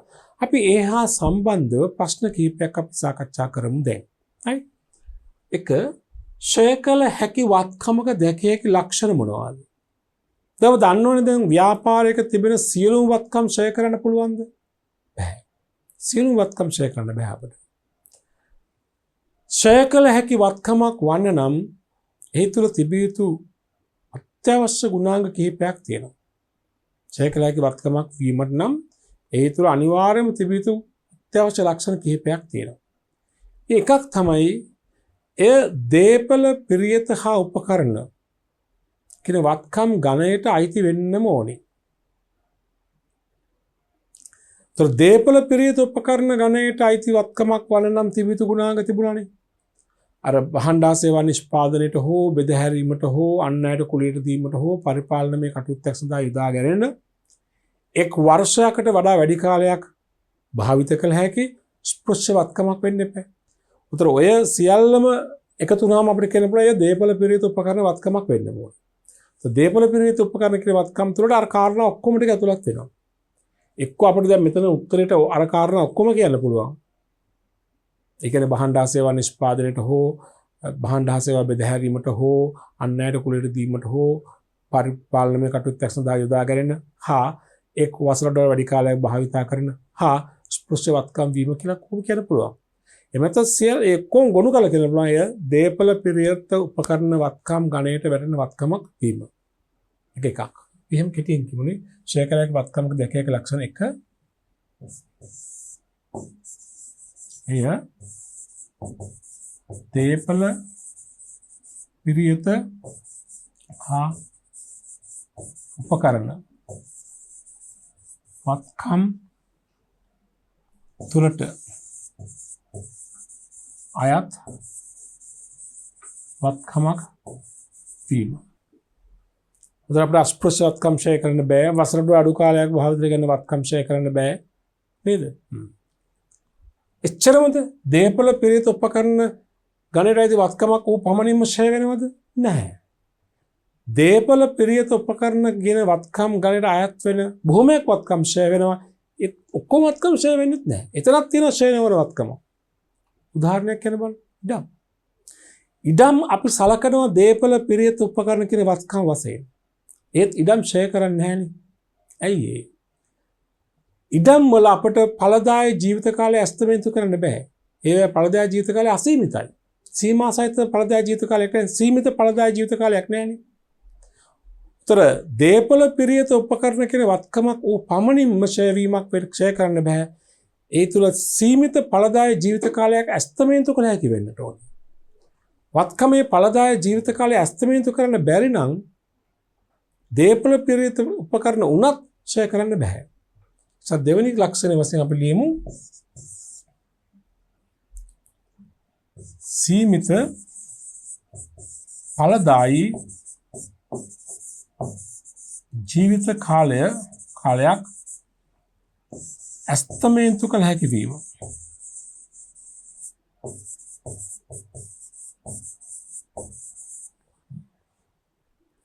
තොර වත්කමේ ජීවිත කාලය ඵලදායී ජීවිත කාලය ඇස්තමේන්තු කළ හැකි වීම. එහෙම උත්පත් ඇති. තොර දේපල පිරියත උපකරණ ගණයට වැටෙන සීමිත ඵලදායී ජීවිත කාලයක් ඇස්තමේන්තු කළ හැකි වත්කම් තමයි ෂේ කළ හැකි වත්කම් කියන්නේ. පැහැදිලි නේද? ඔව්. එහෙනම් ෂේ කළ හැකි වත්කමක දෙකේක ලක්ෂණ වෙන්නේ ඉන්න මේ දේවල්. පැහැදිලිද? හොඳයි. ඊළඟ ප්‍රශ්නාංකය පහත වගුවේ දක්වා ඇති එකිනෙක ව්‍යාපාරයකට අදාළ දක්වා ඇති වත්කම් දේපල පිරියත උපකරණ වලට අයත් වේද නැද්ද යන සඳහන් කරන්න. එන්න මේ වත්කම් දේපල පිරියත උපකරණ කියන වත්කම් වලට අයත්ද නැද්ද කියලා අපි අහන්නේ. දැන් අපි අර කරුණු ඔළුවේ තියාගෙන අපි මතකයේ තියාගෙන උත්තර දෙන්නට ඕනේ. 1. වාහන අලෙවි කරන ඉසුරු මෝටර්ස් හි විකිණීමට ඇති මෝටරද. වාහන අලෙවි කරන සමාගමක් තමයි ඉසුරු මෝටර්ස්. ඒගොල්ලන් විකිණීම සඳහා තබාගෙන තියෙන මෝටරත අනෝ දේපල පිරියත උපකරණ කියන වත්කම් ගණයට අයිතිද නැද්ද? උත්තරේ අයද නැද්ද? නැත. හේතුව අර දේපල පිරියත උපකරණ වල තිබිය යුතු පළවෙනි ගුණාංගය එතන නැහැනේ. භාණ්ඩා සේවා නිෂ්පාදන සඳහා තියෙන වත්කමකුත් නෙමෙයි. භාණ්ඩ බෙදහැරීමට තියෙන වත්කමකුත් නෙමෙයි. විකිණීමට තියෙන මෝටරත් නෙමෙයි. ඒකල භාණ්ඩ තමයි මේ තියෙන්නේ. ඒ වගේම කාර්යාලයේ පාවිච්චි තියෙන වත්කමකුත් නෙමෙයි. අන්නයට කුලියට දීමට තියෙන වත්කමකුත් නෙවෙයි. ඒ නිසා මේක දේපල පිරියත වශයෙන් හඳුනාගත්ත නොහැක. හඳුනාගත්ත හැක නොහැක අපි නොහැක කියලා ලියමු. ඉතින් හරිද? ඊට පස්සේ බලන්න දෙවෙනි එක මගී ප්‍රවාහන සේවා සපයන රේණුකා ප්‍රවාහන සේවා ආයතනයේ මගී බස් රථය. ප්‍රවාහන සේවාවක් සපයන මගී ප්‍රවාහන සේවාවක් සපයන ආයතනයේ තියෙන රේණුකා ප්‍රවාහන සේවය. ඒගොල්ලෝ මගින් ප්‍රවාහනය කිරීම සඳහා යොදා ගන්න බස් රථය. මොකද කියන්නේ? ඒක දේපල පිරිත උපකරණ කියන වත්කමට අයිතිද? ඔව්. ඇයි ඒ? ඒක තියෙන භාණ්ඩා සේවා නිෂ්පාදනය කිරීමට නේද? සේවා නිෂ්පාදනය කරන්නේ මගී ප්‍රවාහන සේවය. ඒ සඳහා යොදා ගන්න වත්කමක් එක් වසරකට වඩා වැඩි කාලයක් භාවිතා කරන වත්කමක් අපේක්ෂිත වත්කමක්. ඒ වගේම ස්පෘශ්‍ය වත්කමක්. ඒ නිසා ඒක මොකද්ද? දේපල පිරිත උපකරණ වශයෙන් හඳුනාගත හැක. මේක නොහැකනේ. මේක හැක කියලා අපි ලියමු. හඳුනාගත හැකිය. හරි හඳුනාගත හැකිය නොහැකිය නේද? නොහැක හැක. 3. ඇඟලුම් කම්මලක මහාන මෙෂින් යන්ත්‍ර. ඇඟලුම් කම්මලක තියෙන මහාන මෙෂින් යන්ත්‍ර දේපල පිරිත උපකරණද? ඔව්. ඇයි භාණ්ඩ නිෂ්පාදනය සඳහා දාගන්න වත්කමක්. ඒ වගේම වසරකට වඩා වැඩි කාලයක් භාවිතා කිරීමේ අපේක්ෂාවක් තියෙන වත්කමක්. ඒ වගේම මේක ස්පෘශ්‍ය වත්කමක්. එහෙනම් දේපල පිරිත උපකරණ තමයිනේ හැක. 4. ඇඟලුම් කම්මල පිහිටා තිබෙන ඉඩම දේපල පිරිත උපකරණද? ඔව්. භාණ්ඩ සේවා නිෂ්පාදනය සඳහා යොදා ගන්න වත්කමක්, වසරට වැඩි කාලයක් භාවිතා කිරීමට අපේක්ෂා කරන වත්කමක්, ස්පෘශ්‍ය වත්කමක්. ඉඩම ඡය කළ හැකි වත්කමක් නෙවෙයි, ඒක වෙනම කතන්දරයක්. දේපොළ පිරිත උපකරණ තමයිනේ. දේපොළ පිරිත උපකරණ වත්කම වශයෙන් හඳුනාගත හැක. පහ. ගොඩනැගිලි ඉදිකර විකුණන හෝම්ලෑන්ඩ්ස් ව්‍යාපාරයේ කාර්යාල ගොඩනැගිල්ල. හෝම්ලෑන්ඩ්ස් කියන සමාගමේ කාර්යාල ගොඩනැගිල්ල දේපොළ පිරිත උපකරණද? ඔව්. ඇයි ආයතනයේ කාර්යාල පරිපාලන කටයුතු සඳහා යොදා ගන්නවා, එක් වසරකට වැඩි කාලයක් භාවිතා කරනවා, ඒ වගේම ස්පෘශ්‍යවත්කමක් කියන ඡය කළ එන්න දේපොළ පිරිත උපකරණ වශයෙන් හඳුනාගත හැකනේ. හරි. අපි යමු ඊළඟ ප්‍රශ්නෙට. අංක 3 බලන්න. පහත එකිනෙක වත්කම් ඡය කළ හැකිද නොහැකිද යන්න අදාළ තීරුවේ හර ලකුණු යෙදමින් සඳහන් කරන්න. අපි කලින් ප්‍රශ්නේ හඳුනාගත්තේ දේපොළ පිරිත උපකරණ කියන වත්කම් ගණයට අයිති වෙනවද නැද්ද කියන එක පිළිබඳව. දැන් අපි අහන්නේ මේ දැන් වත්කම් ලැයිස්තුවක් දීලා තියෙනවා. මේ වත්කම් ලැයිස්තුවේ තිබෙන වත්කම් ඡය කළ හැකිද නොහැකිද? මතකයි ඡය කළ හැකි වත්කමක් වන්නම් අනිවාර්යයෙන්ම තිබිත්තේ මොනවද? ඒක දේපොළ පිරිත උපකරණ වත්කමක් වර්ගයට අයිති වත්කමක් වෙනවා. ඒ කියන්නේ දේපොළ පිරිත උපකරණ වත්කම් වලට අයිති ලක්ෂණ තිබෙන්නට ඕන. දෙක තමයි සීමිත ඵලදායී ජීවිත කාලයක් හඳුනා ගන්න පුළුවන් වෙන්න ඕන නේද? හරි. බලන්න මෙතන. එක ව්‍යාපාරික ගොඩනැගිලි ඡය කළ හැකිද නොහැකිද? පුළුවන්. ව්‍යාපාරික ගොඩනැගිලි කියන්නේ දේපොළ පිරිත උපකරණ වගේම සීමිත ඵලදායී ජීවිත කාලයක් හඳුනා ගන්න පුළුවන්. එහෙනම් ඡය කළ හැක. බෙදාහැරීමේ මෝටර රථය දේපොළ පිරිත උපකරණ වගේම සීමිත ජීවිත කාලයක් හඳුනා ගන්න පුළුවන්. ඡය කළ හැක. විකිණීමට තිබෙන මෝටර රථය ඒක දේපොළ පිරිත උපකරණ වත්කමට අයිති නැහැනේ. ඡය කළ නොහැක. ඉඩම් දේපොළ පිරිත උපකරණ වුණාට ජීවිත කාලයක් හඳුනා ගන්න පුළුවන් කමක් නැහැ. ඒ නිසා ඡය කළ නොහැක. කුලියට දී ඇති මෝටර රථය. අපේ මෝටර රථයක් අපි කුලියට දීලා තියෙනවා. ඡය කළ හැකද නොහැකද? ඉස්ලාමයේ දේපොළ පිරිත උපකරණ ඔව් දේපොළ පිරිත උපකරණ වල නම් තිබී යුතු වන්නේ භාණ්ඩ සේවා නිෂ්පාදනයට හෝ භාණ්ඩ බෙදාහැරීමට හෝ අන් අයට කුලියට දීමට තිබෙන වත්කම් දේපොළ පිරිත උපකරණ තමයි නේද? එහෙනම් මේක අන් අයට කුලියට දීලා තියෙනවා. ඒක අපේ වත්කමක්. අපි තමයි ඒක ඡය කරන්නේ. අරගොල්ලෝ අපිට කුලියක් ගෙවනවා විතරයි කරන්නේ. ඡය කිරීමේ කාර්යය අපි කරන්නේ. ඡය කළ හැක. පරිගණක පද්ධතිය ඡය කළ හැක. කළමනාකරු භාවිතා කර මෝටර රථයේ ආයතනයේ විසින් කළමනාකරු මෝටර රථයක් තියෙනවා. ඒක ආයතනයේ වත්කමක් නේ. ඡය කළ හැක. කළමනාකරුගේ පෞද්ගලික මෝටර රථය නෙමෙයිනේ. ඵලදායී ජීවිත කාලයේ වසරකට සීමා වන සුළු මෙවලම් වසරක් හෝ වසරකට අඩු කාලයක් භාවිතා කළ හැකි සුළු මෙවලම් ඡය කරන්න බෑ.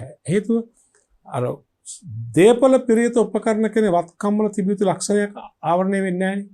දේපොළ පිරිත උපකරණ වත්කමක්සේ හඳුනා ගන්න නම් වසරකට වඩා වැඩි කාලයක් භාවිත කරන්න ඕන. මේක වසරකට වැඩි කාලයක් භාවිතා වෙන්නේ නැහැ. ඒ නිසා මේක ඡය කළ නොහැක. පරිගණක මුද්‍රකාංග කියන වත්කම ඡය කළ හැක. මේ තියෙන ඡය කළ හැකි වත්කම් ලැයිස්තුව. පැහැදිලි නේද? හොඳයි. ඊළඟට අහනවා ඉහත අංක 3 පිළිතුරේ ඡය කළ නොහැකි වත්කම් එසේ ඡය නොකිරීමට හේතුව දක්වන්න. මේ අතර තිබුණා නම් ඡය කළ නොහැකි වත්කමක් එසේ ඡය කළ නොහැකි වීමට හේතුව සඳහන් කරන්න ඕනේ. වත්කම් කීපයක් තිබුණා ඡය කළ නොහැකි වත්කම් නේද? මොනවද කියන්නේ?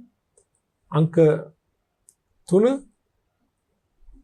අංක 4 ඒ වගේම අංක 8 නේද? අපි හේතුව ලියමු එකින් එකට. අංක 3 මොකද්ද? විකිණීමට ඇති මෝටර රථ නේ. හරි. හේතුව ලියමු. එක තමයි විකිණීමට ඇති මෝටර රථ. හේතුව මොකද? ඇයි මේක ඡය කරන්නේ නැත්තේ? මේක දේපොළ පිරිත උපකරණ වලට අයිති වත්කමක් නොවන නිසා. මේක දේපොළ පිරිත උපකරණ කියන වත්කම් ගණනට අයිති වත්කමක් වෙන්නේ නැහැ. ඡය කරන මේ ලක්ෂණ පෙන්වන්න කරන්න බැහැ නේද? අපි මෙහෙම ලියමු. දේපොළ පිරිත හා උපකරණ වත්කමක් නොවන නිසා. ඒක ඡය කරන්නේ නැහැ. ඊළඟ අපව ෂෙයා කරන්නේ අංක 4 ඉඩම් නේද? ඉඩම් අපව ෂෙයා කරන්න හැනේ. දෙක ඉඩම්. ඒ ඉඩම් ෂෙයා නොකරන්නේ ඵලදායී සීමිත ඵලදායී ජීව කාලයක් හඳුනා ගන්න බැරි නිසා. නැත්නම් ඵලදායී ජීවිත කාලය අසීමිත නිසා නේද? ඵලදායී ජීවිත කාලය අසීමිත වීම. සීමිත නැහැ නේද? තව එකක් අපි තිබුණා ෂෙයා කරන්න බැරි හඳුනා ගන්න මොකද්ද? සුළු මෙවලම් නේද? තුන සුළු මෙවලම් එක දේපල පිළිතුරු උපකරණ වත්කමක් වශයෙන් පෙන්වුම් කරන්නේ නැහැ. හේතුව දැන් වසරකට වඩා අඩු කාලයක් භාවිතයට ගැනීම. වසරකට අඩු කාලයක් පැවතීම. හරි. උන් අපි ෂෙයා කළ හැකි වත්කම් හා ෂෙයා කළ නොහැකි වත්කම් හඳුනා ගැනීමක් කළා. ඊළඟට අහනවා පස්වෙනි ප්‍රශ්නය වත්කම් ෂෙයා කිරීමේ අවශ්‍යතාවයන් තුනක් සඳහන් කරන්න. ඇයි වත්කම් ෂෙයා කරන්නේ? දැන් ව්‍යාපාර වත්කම් ෂෙයා කළ යුතු වන්නේ ඇයි? ළමයි වත්කම් ෂෙයා කළ යුතු වන්නේ ඇයි කියන එකට වත්කම් ෂෙයා කරනවා කියන්නේ මොකද්ද? වත්කමක ෂෙයා වීම වෙනුවෙන් ආදායම් ප්‍රකාශනය පිළිල කරනකොට අපි යම්කිසි වටිනාකමක් ආදායම් ප්‍රකාශනයෙන් ඉවත් කරනවා නම් අන්න ඒක අපි කියන වත්කම් ෂෙයා කිරීම කියලා. අපි ෂෙයා කිරීම හර කරලා සමුචිත ෂෙයා කිරීම බැර කරන්නේ. ඒ අපි වත්කම් ෂෙයා කිරීම කියන එක කරන්නේ. ඒතර වත්කම් ෂෙයා කළාම ආදායම් ප්‍රකාශනය හරවන නිසා වියදමක්සේ ගැනෙන නිසා ලාභය අඩු වෙනවා. හරි. දැන් මෙසේ වත්කම් ෂෙයා කිරීමට හේතු කීපයක් අපෙන් අහන්නේ. හේතු තුනක් අහනවා නේද? එක හේතුවක් තමයි වත්කම් ව්‍යාපාරයේ දේපල පිරිත කියන උපකරණ කියන වත්කම්. දැන් මේ ෂෙයා වීමට ලක්වන වත්කම්ද ව්‍යාපාරයේ ආදායම ඉපදවීමේ කාර්යයට සම්බන්ධ වෙනවා. ඒතර ගැලපුම් සංකල්පයේද අපිට කියනවා ආදායම් ඉපැයීමට දායක වන හැම වියදමක් ලෙස හඳුනාගත යුතුයි. ඒතර ගැලපුම් සංකල්පයට අනුකූල වීමක් වශයෙන් වත්කම් ෂෙයා කිරීම සිදු කළ යුතුයි. ඒතර ගැලපුම් සංකල්පයට අනුකූල වෙනවා කියන්නේ ෂෙයා වීම වශයෙන් අපි වියදම අඩු කළාම ඒක ආදායම ඉපැයීමට දායක වෙච්ච වියදමක් ලෙස අපි හඳුනා ගන්නවා. ඒතර අපිට මෙහෙම කෙටියෙන් කියන්න පුළුවන් ගැලපුම් සංකල්පයට අනුකූල වීම තුළින් කාලච්ඡේදයේ ලාභය සාධාරණ ලෙස මැනීම සඳහා අපි වත්කම් ෂෙයා නොකළ ෂෙයා වීමට වත්කම් ෂෙයා කිරීමකින් තොරව ලාභයේ ගණන් බැලුවොත් ඒ ලාභය තරම් සාධාරණ නැහැ. ඒ ලාභය තුළ යා යුතු හැම වියදමක්ම අඩු වෙලා නැහැ. ඒතර වත්කම් ෂෙයා කිරීමට අපි එක හේතුවක් වශයෙන් එක දක්වමු ප්‍රධාන හේතුවක් ඒක ගිණුම් කාලච්ඡේදයේ ලාභය වඩාත් සාධාරණ ලෙස ගණනය කිරීම සඳහා ගණනය කිරීමට කෙටියෙන් කිව්වොත් ගැලපුම් සංකල්පයට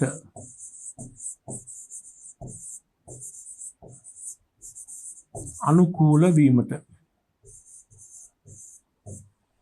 ගැලපුම් සංකල්පයට අනුකූලතාවයක් දැක්වීම ගැලපුම් සංකල්පය තුළින් ව්‍යාපාරයේ ලාභය වඩාත් නිවැරදිව ගණනය කිරීමට අවශ්‍ය මඟ පෙන්වීම කරනවා නේද? ඒක හේතුවක් ඒක.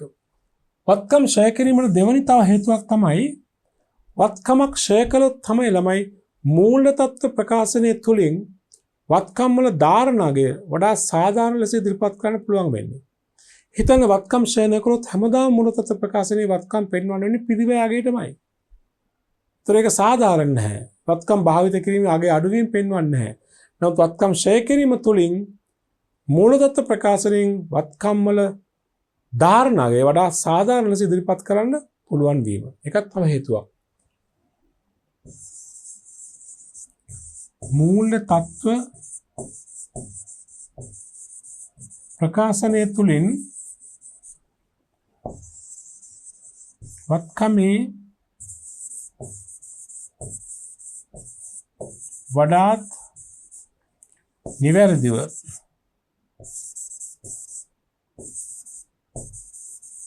පෙන්වුම් කිරීමට ඒකත් වත්කමක් ෂෙයා කිරීමට වත්කම් ෂෙයා කිරීමේ අවශ්‍යතාවයක්. තවත් ප්‍රධාන හේතුවක් අපිට කියන්න පුළුවන්. ඒ මොකද්ද? ළමයි දැන් වත්කම් ෂෙයා කිරීම තුළින් අපි ලාභාලාභ කිරීමෙන් නැත්නම් ආදායම් ප්‍රකාශන යමක් හර කරනවානේ. ඒ හාර කරන වටිනාකම අපි ව්‍යාපාරයෙන් පිටතට කාටවත් ගෙවන්නේ නැහැ. දැන් ආදායම් ප්‍රකාශනයට හර කරන අනෙක් වියදම් වගේ නෙමෙයි ෂය වියදම් කියන එක. දැන් අනෙක් වියදම් අපි කාට හරි ගෙවන්නට ඕනේ. දැන් වැටුප් කියලා ආදායම් ප්‍රකාශනයට අපි හර කරනවා. ඒක සේවකීන්ට ගෙවන්න ඕනේ. ප්‍රචාරණ වියදම් කියලා අපි හර කරනවා ආදායම් ප්‍රකාශනයට ඒක ප්‍රචාරණ ආයතනයට ගෙවන්න ඕනේ. විදුලිය කියලා අපි ආදායම් ප්‍රකාශනයට හර කරනවා ඒක විදුලිය ආයතනයට ගෙවන්නට ඕනේ. නමුත් ෂය කියලා අපි හර කරන ප්‍රමාණය ලාභයෙන් අඩු වුණාට ඒක අපි කාටවත් ගෙවන්නේ නැහැ. ඒක සමුච්චිත ෂය කියලා ගිණුමකට තමයි බැර වෙන්නේ. ඒතර වත්කම් ෂය කිරීමේ තවත් ප්‍රධාන අරමුණක් තමයි මේ ඵලදායී ජීවිත කාලයක් තියෙන වත්කම් අනාගත දවසකදී ඉවත් කරන්න සිද්ධ වෙනවා. ඒ ඉවත් කරන දාට අපිට අලුත් වත්කමක් ගන්න සිද්ධ වෙනවා ඒ වෙනුවට. ඒ අලුත් වත්කමක් ගන්න විශාල මුදලක් වැය කරන්න සිද්ධ වෙනවා. හැබැයි අපි වත්කමේ මිලට ගත් දා ඉඳන් ඉවත් කරන දින දක්වා වත්කම ෂය වීමට භාජනය කළා නම් වත්කම ෂය කිරීම තුලින් අපිට යම්කිසි වටිනාකමක් එකතු කරගන්න පුළුවන්. වසරක් පාසා ෂය වෙන ප්‍රමාණය ව්‍යාපාරය තුලම එකතු වෙනවා. අපි තුමු යන්ත්‍රයක් අවුරුද්දක රුපියල් 10000 ගානේ ෂය කරනවා. අවුරුදු 10ක් ෂය කළා නම් අවුරුදු 10 තුළ රුපියල් 10000 බැගින් ලක්ෂයක් අපි ළඟ එකතු වෙලා තියෙනවා. ඒ මුදල ප්‍රයෝජනෙට ගන්න පුළුවන් අලුත් වත්කම මිලට ගන්න අවස්ථාවේදී. ඒකත් වත්කම් ෂය කිරීමේ අරමුණක්. ඒ කියන්නේ වත්කමේ ජීවිත කාලයේ අවසානයේදී ඒ වත්කම වෙනුවට අලුත් වත්කමක් ලබා ගන්න අවශ්‍ය අරමුදල් ව්‍යාපාරයේ තුලින්ම සම්පාදනය කර ගැනීම සඳහා වත්කම් ෂය කරනවා. වත්කම් ෂය කිරීම අවශ්‍යතාවයක් ඒකට. අපි මෙහෙම ලියමු. වත්කමක ජීව කාලයේ අවසානයේදී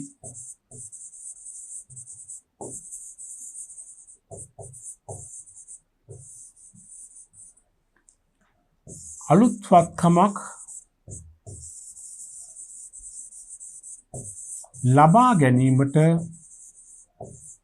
අවශ්‍ය අරමුදල් ව්‍යාපාරය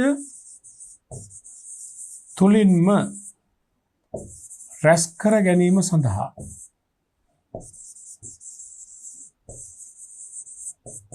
හරිද? වත්කමක ජීවිත කාලයේ අවසානයේදී අලුත් වත්කමක් ලබා ගැනීමට අවශ්‍ය අරමුදල් ව්‍යාපාරයේ තුලින්ම රැස් කරගන්න වත්කම් ෂය කිරීම කළ යුතුයි. ප්‍රථම මම පෙන්වා දුන්නේ වත්කම් ෂය කිරීමට බලපාන හේතු. වත්කම් ෂය කිරීමේ අවශ්‍යතාවය නේද? අපි ඊළඟ ප්‍රශ්නෙට ප්‍රශ්න 6 බලන්න. ශ්‍රී ලංකා ගිණුම් කරන ප්‍රමිතාංක 16ට අනුව පහත සඳහන් නිර්වචනයන්ට අදාළ සුදුසු යෙදීම යොදන්න. මෙන්න මේ යෙදුම් කීපයක් ඔබට දෙනවා. නිර්වචන සම්බන්ධයෙන් යෙදුම්. දැන් මේවා හොඳට කියවලා මීට ගැලපෙන නිර්වචනය අදාළ යෙදුම අපි ස්ථානට යොදන්නට ඕනේ. බලන්න 1. වත්කමක් අත්පත් කරගත් හෝ ඉදිකරන ලද අවස්ථාවේ ඒ අත්පත් කර ගැනීමේ පිණිස ගෙවන ලද මුදල් හා සමාන දෑවල ප්‍රමාණය හා දෙන ලද වෙනත් අවස්ථාවේ සාධාරණ වටිනාකම. මොකද්ද මේ කියන්නේ? වත්කමක් අත්පත් කරගන්න අවස්ථාවේදී හෝ වත්කමක් ඉදිකරන අවස්ථාවේදී දෙන ලද මුදල් හෝ එහා සමාන එකඟ වන වටිනාකමට අපි කියන්නේ මොකද්ද? මේ තමයි මොකද්ද වත්කමේ අත්පත් කරගන්න අවස්ථාවේදී හෝ ඉදිකරන අවස්ථාව අත්පත් කරගෙන පිණිස ගෙවන ලද හෝ එහා සමාන මුදල් සමාන දෑවල ප්‍රමාණය හෝ දෙන ලද ප්‍රතිෂ්ඨාවක වටිනාකම. මොකද්ද අපි කියන්නේ? වත්කමේ පිරිවැය නේද? ඒ තමයි මේකට අපි කියන්නේ පිරිවැය කියලා නේද? 2. ආයතනයක් විසින් නිෂ්පාදනයේදී භාණ්ඩ සේවා සැපයීමේදී භාවිතය සඳහා හෝ පරිපාලන කටයුතු සඳහා තබාගෙන ඇති හෝ අන් අයට කුලයට දීම සඳහා තබාගෙන ඇති එක් ගිණුම් කාලච්ඡේදයකට වඩා වැඩි කාලයක් භාවිත කිරීමට අපේක්ෂිත ස්පෘශ්‍ය වත්කම් වලට කියන නම මොකද්ද? දේපල පිරියත හා උපකරණ. අපි දැන් හඳුනාගත්තනේ දේපල පිරියත හා උපකරණ. 3 එක බලන්න.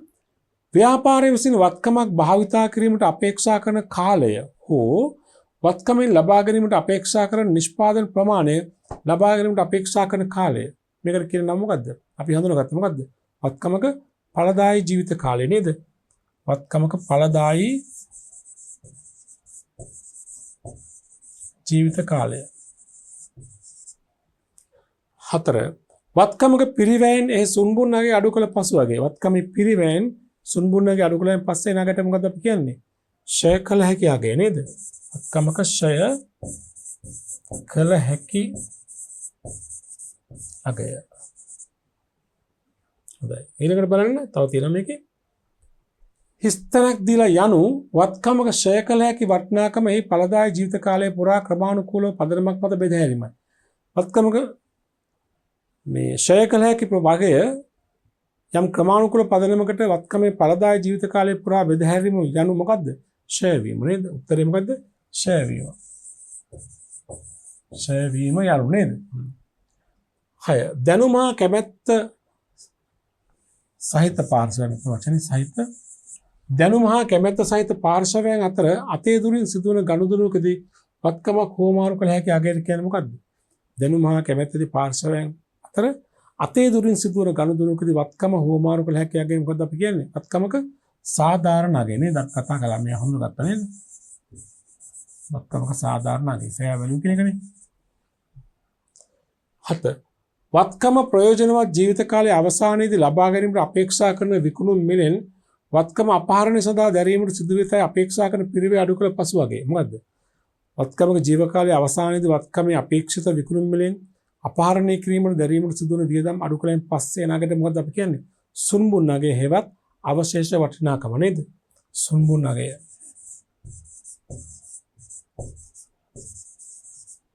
සුන්බුන් අගය නැත්නම් අවශේෂ වටිනාකම. දෙකේම අදහස එකයි නේ. හොඳයි. වත්කමක පිරිවැයෙන් සමුච්චිත ෂය අඩු කළ පසු ශේෂපත්‍රයේ දැක්වෙන අගය. වත්කමක පිරිවැයෙන් සමුච්චිත ෂය අඩු කළයින් පස්සේ පෙන්වන අගය මොකද්ද අපි කියන්නේ? ධාරණ අගය නේද? එතකයි ධාරණ අගය. හොඳයි. අපි මේ ඒකක තුලින් හඳුනාගත්තු නිර්වචනයන් තමයි තියෙන්නේ නේද? හොඳයි. ඊළඟ ප්‍රශ්නේ අහනවා ප්‍රශ්න අංක 7 වත්කම් ෂය කිරීමට අදාළ ප්‍රමිතියට LKS 16ට අනුකූල වන ගිණුම් කරන සංකල්ප මොනවාද? දැන් වත්කම් ෂය කිරීමට නිර්දේශ සපයන ප්‍රමිතිය තමයි ප්‍රමිතාංක 16 LKS 16. අහන්නේ ෂය වීමට දැන් මේ ප්‍රමිතියට අනුකූලතාවයක් දක්වන සංකල්ප මොනවාද? දැන් වත්කම් ෂය වීම කළ යුතුයි කියලා අපිට ඉදිරිපත් කරන සංකල්ප. ප්‍රධානතම සංකල්පය මොකක්ද? ගැලපුම් සංකල්පය. දැන් මම මීට කලින් උතර කිව්වනේ ගැලපුම් සංකල්පයේදී කියනවනේ ආදායම ඉපයීමට දායක වෙච්ච හැම වියදමක්ම අපි ආදායම් ලාභය ගණනය කිරීමේදී සැලකිලිට ගත යුතුයි. ඒතර දේපල පිරියත් උපකරණ කියන වත්කම්ද ආදායම ඉපයීම සඳහා දායක වෙනවා. ඒ නිසා මේ වත්කම් වලින් කොටසක් ඉගෙනුම් කාලච්ඡේදයට අදාළ ප්‍රමාණය වියදමක් ලෙස හඳුනාගත යුතුයි. එසේ හඳුනා ගැනීමට නම් වත්කම ෂය කළ යුතුයි. ගැලපුම් සංකල්පය අදාළයි නේද? ප්‍රධාන වශයෙන්ම එක ගැලපුම් සංකල්පය. ඒක තමයි ප්‍රධානම සංකල්පය. තවත් සංකල්පයක් තියෙනවා. වත්කමක ෂය කිරීම සිදු කිරීමේ අනුකූලතාවයක් දක්වන තව සංකල්පයක් මොකද්ද? දැන් තවත් සංකල්පයක් අපිට කියනවානේ ව්‍යාපාරික ලාභය තක්සේරු කිරීමේදී හැකිතාක් වියදම් වල ඉහළ අගය ගන්න ආදායම් වල පහළ අගය ගන්න කියලා. කියන්නේ වියදම් අවතක්සේරුවක් නොවන විදිහට වත්කම් අධිතක්සේරුවක් නොවන ආකාරයට වත්කම් ලාභය ගණනය කළ යුතුයි කියලා කියන සංකල්පය මොකද්ද? විචක්ෂණ සංකල්පය. ආරක්ෂණ සංකල්පය. වත්කම් ෂය කිරීම තුළින් විචක්ෂණ සංකල්පයට අපි අනුකූලතාවයක් දක්වනවා. ඒතර ෂය කළාම ලාභය අඩු වෙන ගණනය වෙන්නේ ඒතකොට. නේද? ව්‍යාපාරයේ ආරක්ෂාවට ප්‍රයත්නද ඒක යහපත් නේද? එහෙනම් අපිට කියන්න පුළුවන් දෙවෙනි එක විචක්ෂණ සංකල්පය.